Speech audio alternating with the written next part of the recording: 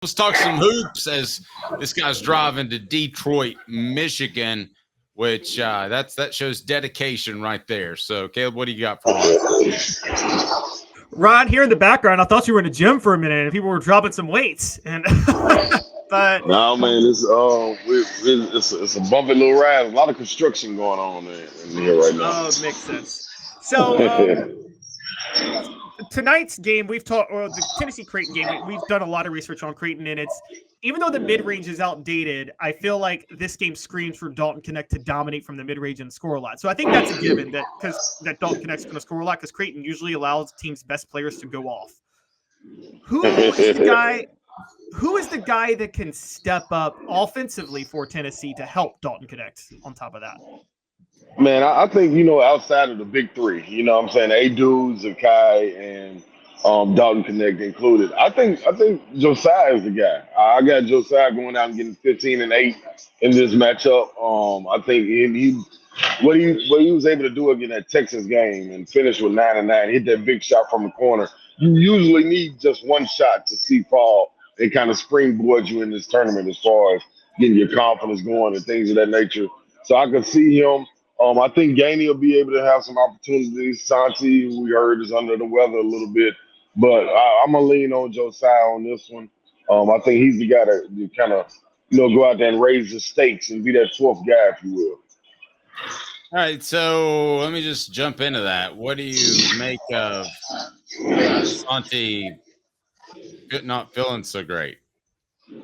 Man, I think it's a part of it. It's that time of the year. My grandmother used to call it fool season. When you think it's sunny outside and you go outside without a jacket on and things of that nature, and you get a little sick, man. It happens. I ain't questioning it at all. I think the way he's played and his contributions have been great defensively. It's not been as great offensively. So I'm all good with him just giving his all when he go out there. But the thing is, when you have the depth that Tennessee has and opportunities present themselves, you get room for Tobey to come in and score, Gainey to come in and score, Josiah to have his moments. Like the floor is open for somebody else to step up. Meshack, imagine what 10 would be for Meshack, how that would look. So I'm fine with it. Okay. Can I play devil's advocate for just a second, Ron? Yes, you may. I don't want to make you mad because I really like Ron.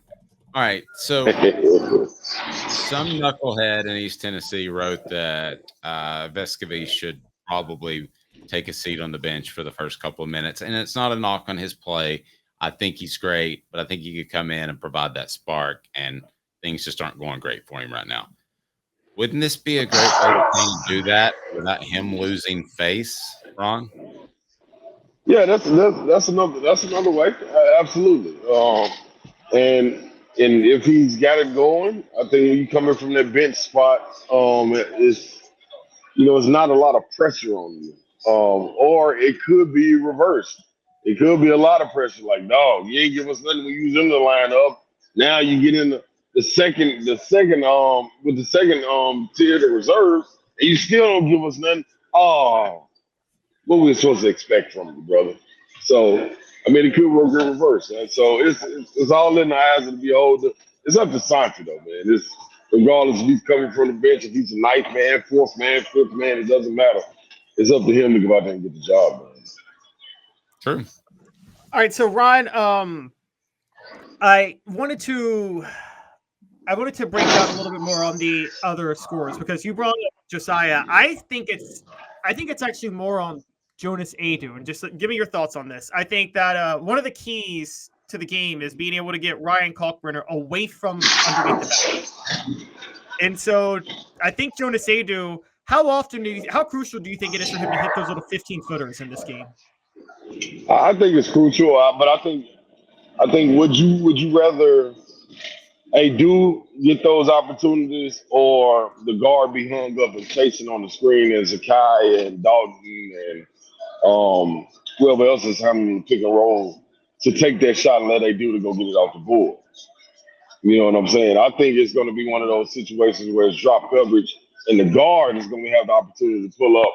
And if he does go all the way to the big and drop it off to they do, it should be around 5 or 6 feet. I don't want him to hit him in that first pick and roll pocket window. I'd rather be that second or third one. As far as the pick and roll goes, as for when I'm talking about the second or third one, that means after the second dribble, third dribble, it's a third window right there that's open, and it's usually when the big has to come up and stop the penetration. Then you drop it off and hit it, and that should be around 7, 6 feet. You know what I mean? Like a little put shot that he was hitting earlier in the season. So I'm cool with that. I don't really want him to have to shoot that 15-footer consistently. I think he can make it, but I'd rather the guard be making that play instead of giving it to him that early. Hey, Ron, I want to throw a potential pitfall that Tennessee might face from kind of a psychological perspective at you. First, I want to remind everybody that Ron's appearance brought to you by our good friends at Dynasty Pools and Spas. Just imagine having the best spas made right here in the United States of America in your backyard. What about that? Dynasty Pools and Spas. Their showroom is open in Athens, right off the interstate. You can stop by and check out the best hot tubs and spas in the market. And then delivery, yes, they can do that to Knoxville or Chattanooga. They've got complete support, spa cover, and chemicals to keep your spa bubbling at its best. They also have pool chemicals as well. Dynasty Pools and Spas, amazing discounts for first responders, military, and even some blemish models that can save you a ton, and no one will ever notice. Mention Off the Hook Sports, get $500 off. Mention Off the Hook Sports, get $500 off. Dynasty Pools and Spas. Go to dynastypoolsandspas.com or stop by that showroom in Athens. dynastypoolsandspas.com.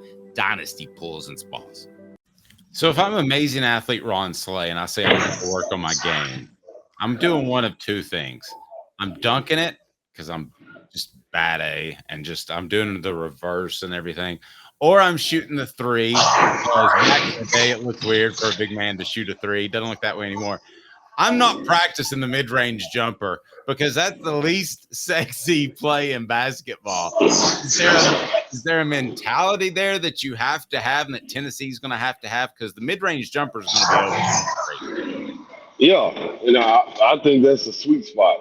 There's nothing that's frowned upon as far as Tennessee players go. So I would imagine that all of them should be working on this, and this should be a go-to shot for them. If you see that big man fall and drop back in coverage or the rotation late, why not pull up? Like, why do you have to go challenge the 7-footer? Unless it's shots that are not falling. Those shots not falling, then I go in there banging his chest and try to dunk on him. That's cool with me, but I think it's wide open. You have to hit that shot. That is shooting fish in the barrel to me. Like, that's so easy. I would love that. Okay, what's a better sign for Tennessee? That they hit their first 5 mid-range jump shots, or that somebody just goes down and throws down on the 7'2" guy from Creighton and just throws down on him, sends a statement. You ain't stopping us down low. What would that mean for the Vols? I'm a lean towards what Caleb was talking about. That's where I want to see Adu. I want to see whether it be 2 or 3 layups first made by Adu or a nice dunk, like you mentioned it. You give me that by Adu, and that right there, I think that's going to be a telltale sign that Tennessee's going to have a good day. Ron, so last couple of points. It seems like no matter who Tennessee's playing, Creighton, and then if they get to the Elite Eight, Purdue or Gonzaga, Tennessee's best chance is they might want to turn up the tempo a lot for these next few games, right? I think use Zakai's athleticism to try to score in transition. Won't that be Zakai's best way to score? Transition and play in the passing lanes? Yeah, I think so. That and I think that's the easiest way to steal some. But I think like you mentioned, man, I think that pick and roll is going to be there. These guys chasing over the ball screen, him hesitating, being able to get that 15-footer, them getting caught up, rescreening, him being able to get that 3-ball going as well. But them applying pressure the entire time, man. I think you got to wear these guys down. You got to make it look as if you look at how Alabama and UNC was last night. Alabama wore North Carolina down. Those guys You couldn't defend anymore because of that pace. They tried to keep up with them. And if Tennessee can go in there and impose their will, it will be a problem because they do not like to get into their bench. Yeah, I agree. And so do you think Zakai will score more on layups or more from three in this? Ooh. I'm gonna go 3 on this game just because that's some foot in there, man. That's a lot of floating it. a lot of tip drops going on right there, man. I'm gonna go from 3. I'm thinking I don't expect no 1 for 8, 1 for 9 game from Zakai. I expect a nice 4 for 7. 4 for 7 from the field, from the 3 from Zakai. I think he'll be locked in, and I'm gonna go with 3-pointers. That's not including. I think he's gonna get fouled a lot too. I think him getting in there and getting to the free throw line is gonna be key too. Hey, by the way, I love Zach Edey's game, but it has to be said that he looks like Ukla, who was from Thunder the Barbarian. Do you remember Ukla? Because I tried to tell this joke yesterday, Ron, and I was too old. Nobody remembered Ukla. Do you remember Ukla? I don't remember him. But is that? It looks like a little bit like He-Man. Yes, Thunder the Barbarian. He used to go Ukla, Eberle, ride, and he looks just like Zach Edey, the animal thinking guy over there. For the sake of it, yeah, I remember it, Dave. Thanks. It saves a bit. Thank you, Ron. Ron Slay. Ron. Ooga. Eberle, ride.